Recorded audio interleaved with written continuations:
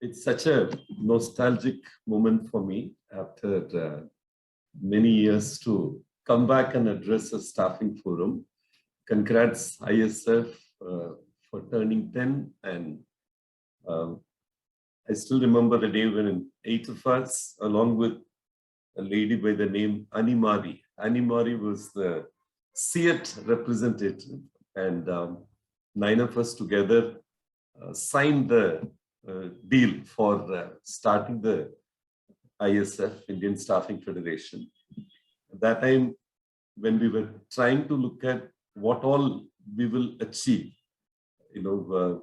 my heart was feeling with so much of pride when I saw the young Lohit Bhatia, the present president, talk about how in the next 10 years will be 2,25,000 crore this industry will be, and how we'll make contribution to the exchequer of 1,03,000 crores by way of various contributions. And that day, I remember our estimate of the industry, the formal flexi staffing industry, was only around 12,000 crores. That was the data for 2010, 10 years back. That was what this industry was. And we had about, even at that time, around 35% of the industry revenue came from the 8 of us who had collectively joined together to create ISF. And it's such a delight to see that 2010, whatever the data which has been put out, talks about close to 50,000 crore this industry seems to have gone to. And I still see the structure of the industry very, very similar, in the sense the kind of fragmentation which was there earlier, with the largest player at that time just having crossed 1,000 crores. And today, if you see the scale of the companies in this industry, some of them have reached excellent scale. And in terms of the scope of the industry, I see a lot more accommodated the industry seems to have become. For instance, in those days, even you mention security staffing, people would not say this is not staffing kind of a thing. Now I see one of the companies with security staffing background actually becoming a listed company and have higher PE multiple than many of the other listed companies I can see there. So I really first want to compliment the way the industry has evolved. And the second I want to say, just to underline what the Honorable Labour Secretary made a mention, and my mind went back to the GST Council, which I had a privilege of being a part of with Arun Jaitley. I actually became a minister within a year of laying down my presidentship of ISF. And I was part of the GST Council. And he spoke about, can you actually go in detail with every draft legislation, even the labor code included? And my mind went back to how this entire GST Council was created in independent India as a forum for cooperative federalism. I see a need currently. In fact, I saw the list of agenda that you had put out and given to the Honorable Secretary. I think one of the things I like to see it, currently India needs a similar structure like GST Council for HR. In my view, I would actually suggest some kind of HR council where all the policies relating to human resources, like for instance, the labor code, which currently is in the hands of the states.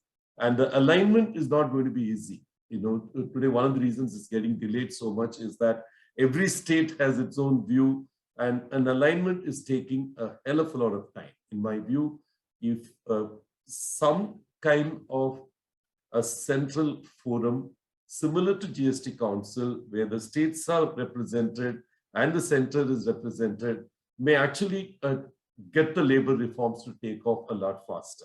I like to make this a single point, because I think this 10-year projection of where the industry will be is very clear. And I think what I like to see is the kind of facilitative environment that this industry would actually flourish in my view. One of the first things is this. The second thing, my mind will goes back to 1998 when Shri Vajpayee ji, when he was the Prime Minister. He created one very interesting council. This was a council, this was his first signature when he became the Prime Minister. So he came up with a task force which will tell the government how will we create 1 crore jobs in a year. It was led by a person called Montek Singh Ahluwalia, and I was I had the privilege of being a part of that committee, the task force or whatever. I think one of the seminal recommendations they made, which Shri Vajpayee ji announced as part of his speech, Independence Day speech or whatever, was the announcement of the skill development mission. And in this mission, when he announced, this was completely based on what C.K. Prahalat had put out as a note, India at 75. And we are actually at 75.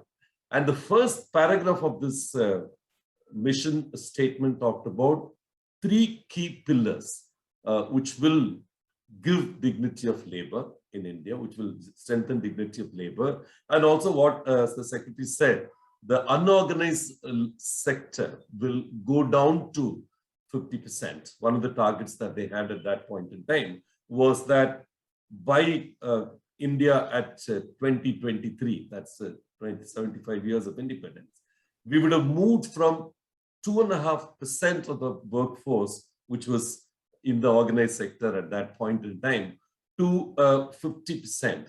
Today, I was very delighted to see that 17% is the point that we have reached, but of course, with many definitional battles along the way, I think we're now saying we are 17%.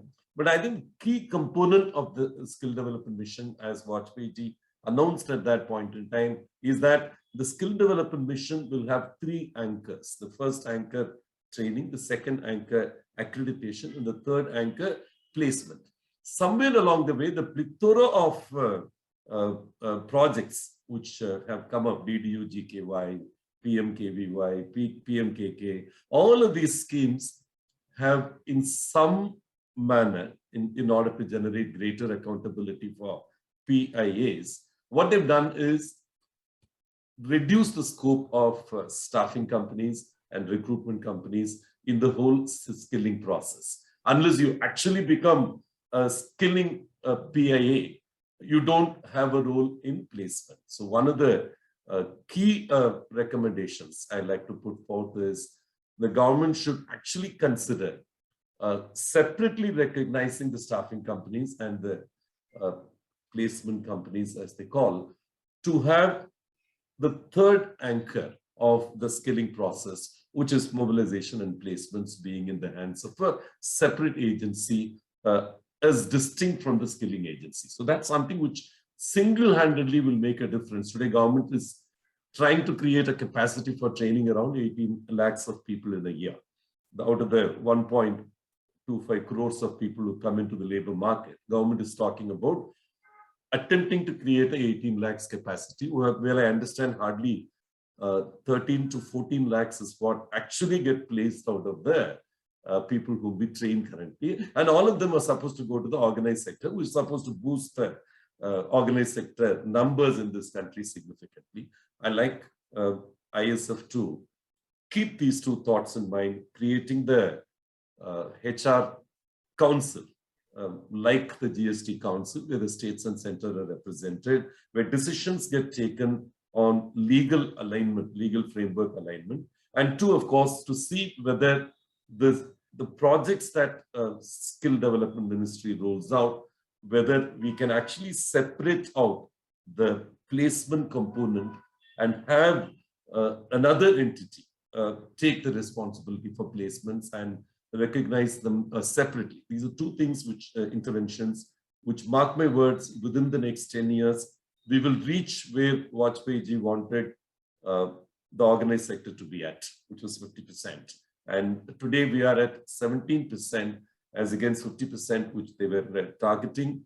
And of course, flexi staffing industry, the evolution over the last 20 years has significantly added to the number of organized sector workforce in this country. And I'm very proud and very thrilled to be playing a small part in integrating the first set of 8 companies and leading this for the first 3 years of ISF.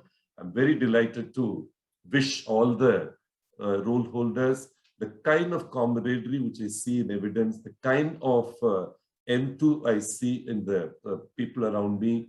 I'm very, very delighted. I think it's a great institution which is here to stay. And ISF will lead shaping of the policy relating to not only staffing into the entire gamut of HR. Thank you for the opportunity. All the very best.